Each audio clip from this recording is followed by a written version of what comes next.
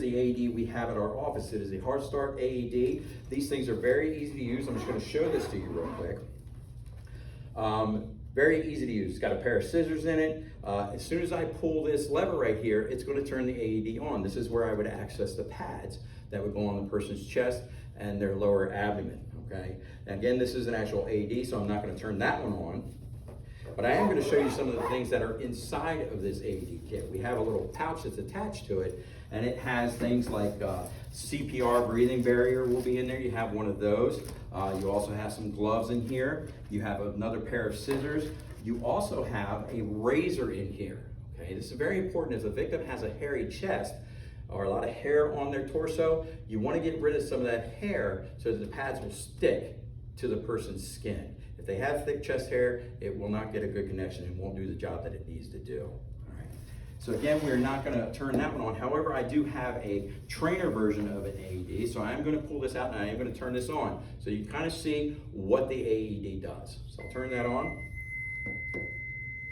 Apply pads to patient's bare chest. So it's telling me plug in pads connector next to flashing light. So it's telling me right now that I need to apply these pads. The pads have pictures on them.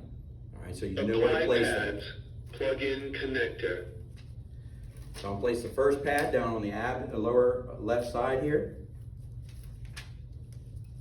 Apply pads, plug in connector. This pad tells me I need upper right side of the chest, so I'm going to do that.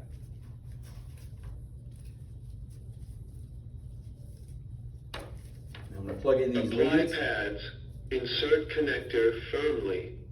Now again, this is just a trainer version, so it's not going to deliver a shock, but it will run you through the prompts. Analyzing heart rhythm. You don't want to touch the patient while it's analyzing. Do not touch the patient. It could pick up your rhythm if you're touching the patient.